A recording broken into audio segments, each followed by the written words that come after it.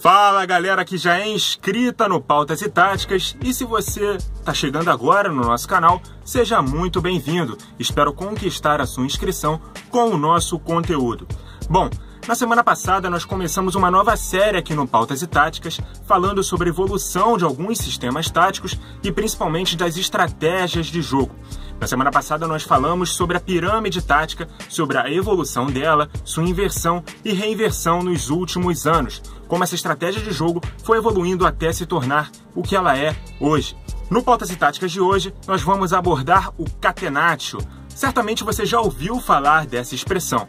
Se não ouviu, preste atenção porque nós vamos destrinchar a história, a evolução e a aplicação ao longo dos anos e também no futebol moderno.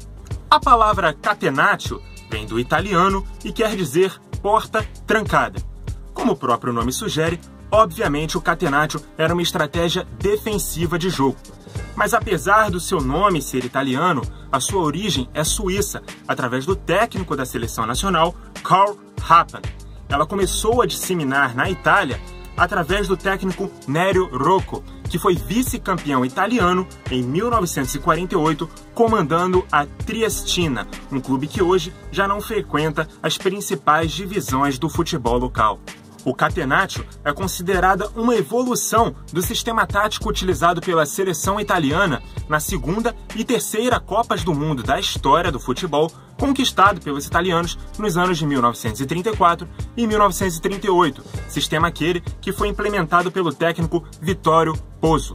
Porém, o auge do catenaccio surgiu na década de 60 com a Internazionale, que foi bicampeã da Champions naquela década, comandada por um técnico argentino, o Helénio Herrera. Aquele sistema partia de um 4-3-3, porém não havia uma linha de 4 defensores.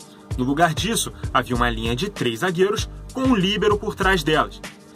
Se você ainda não viu, há um vídeo aqui no Pautas e Táticas explicando melhor o que é o líbero, mas passando rapidamente por uma explicação, o líbero era o jogador que ficava por trás dos 3 zagueiros, responsável pela cobertura do erro de algum deles. Se um desses zagueiros desse um primeiro bote e errasse, e aí houvesse uma vitória pessoal de um atacante ou de um outro jogador do adversário, o líbero estava ali exatamente para consertar esse erro e fazer a cobertura. Bom, naquele time, os conceitos também já estavam bem implementados sobre a compactação defensiva, que era negar espaços aos adversários entre as linhas de marcação, exatamente para fazer com que o adversário tenha menos angulação para finalizações e espaço para condução de bola e também de troca de passes. A progressão ofensiva desses times se dava muito por meio de lançamentos longos, e para isso era fundamental a figura de um meio-campista que jogasse por trás de 2 volantes, que dessem sustentação à sua atuação. Era um armador que jogava mais recuado. Essa função, que nasceu na Itália, ficou conhecida como regista e tem como grande representante um jogador que é quase que a explicação personificada do que é a função, que é o Andrea Pirlo. Bom, os registas eram responsáveis pela saída de bola e também por esses lançamentos longos para a corrida dos atacantes. Era assim que esses times progrediam até o ataque. No entanto, o lendário técnico Arrigo Sacchi, no final dos anos 80, fez um raciocínio um pouco diferente da aplicação do catenaccio, da negação de espaços e da compactação defensiva. Para ele, da forma que era aplicada, o catenaccio fazia com que o adversário fosse chamado para o próprio campo de defesa das equipes que o aplicavam. Sendo assim, ele fez o raciocínio contrário. Por que não compactar a defesa no campo do adversário para poder recuperar a bola mais próximo do gol? Surgia assim a pressão alta e o líbero ficava responsável principalmente por fazer essa cobertura, não só por trás dos zagueiros, mas também dos lançamentos dos times que defendiam contra as equipes dele que faziam a pressão, já que se você tem mais jogadores pressionando a defesa, a tendência é que os próprios defensores é quem faça essa ligação direta até o ataque. Sendo assim, ter um jogador mais recuado fazia com que se lidasse com esses riscos de ter uma defesa tão adiantada. Na lendária equipe dele do Milan, que foi bicampeã da Champions em 89 e 90, esse jogador era talvez o maior líbero da história do futebol, nada mais nada menos do que Franco Baresi. No entanto, a pressão alta demorou algum tempo até realmente se disseminar no futebol italiano, até porque a especialidade das categorias de base no país sempre foi a de formar grandes defensores, como Paolo Maldini e Alessandro Nesta, que na minha opinião formaram a melhor dupla de zaga que eu tive a oportunidade de ver jogar naquele Milan da década de 2000, e também o Fábio Cannavaro, que liderou a linha de defesa da Itália, campeã do mundo em 2006, o que rendeu a ele o prêmio inclusive de melhor jogador do mundo, tanto pela FIFA quanto pela France Football, a bola de ouro. Até hoje, Cannavaro é o único zagueiro do mundo a ter sido condecorado com essa premiação individual. Aquela seleção de 2006 aplicou a última evolução do que é hoje o catenaccio, que é jogar realmente com duas linhas de quatro compactas no seu próprio campo de defesa.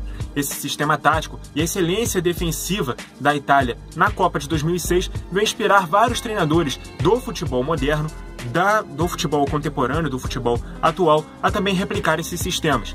Atualmente, quem melhor o aplica é o argentino Diego Simeone, do Atlético de Madrid. Estratégia, inclusive, que faz com que os times de Simeone sejam bastante competitivos em torneios de mata-mata.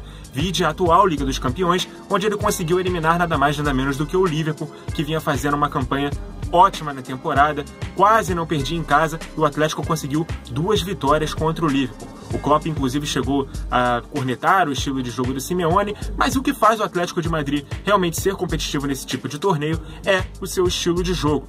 Carlo Ancelotti também implementou uma variação do 4-3-3 para o 4-4-2 na campanha de título da Liga dos Campeões do Real Madrid em 2013 e 2014. Naquele 4-3-3, o Cristiano Ronaldo era protegido pelo Di Maria, que era um meia-esquerda que abria o posicionamento justamente para manter o Cristiano numa dupla de ataque e fazê-lo com que ele não precisasse marcar lateral e recuar para fazer parte dessa compactação em 2 linhas de 4. Outros times aqui no Brasil, que também se tornaram bastante competitivos usando as 2 linhas de 4, foram o Botafogo e o Corinthians dos anos de 2017. O Botafogo conseguiu eliminar 4 campeões de Libertadores na competição continental naquele ano, chegou até as quartas de final, muito por conta da sua estratégia defensiva.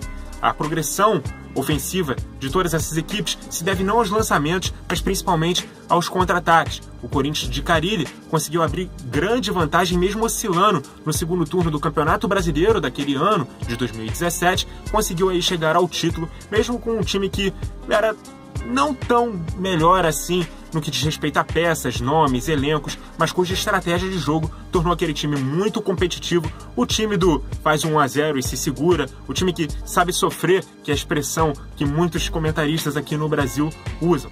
Mesmo sendo visto com bastante preconceito, o catenaccio e as estratégias defensivas, a compactação defensiva e o saber se defender ainda é muito útil e torna muitas equipes muito competitivas ainda no futebol atual. E é isso, galera. Chegamos ao fim de mais um Pautas e Táticas. Espero que vocês estejam gostando dessa nova série, falando sobre a evolução dos sistemas táticos, passando pela história das estratégias de jogo. Na semana que vem tem mais, nós vamos falar sobre a evolução de mais um sistema tático. Se você tem sugestão de pauta, quer saber sobre a história de mais um sistema tático ou qualquer outra sugestão de pauta, falando de futebol de modo geral, não apenas sobre estratégias, sobre o que é jogado dentro das 4 linhas, evolução de jogadores ou da coletividade, do aspecto coletivo do jogo, qualquer pauta relacionada a futebol, esteja à vontade, comente e também siga o Pautas e Táticas no Instagram. Muito obrigado a você que nos acompanhou, continue ligado no Pautas e Táticas e até a próxima!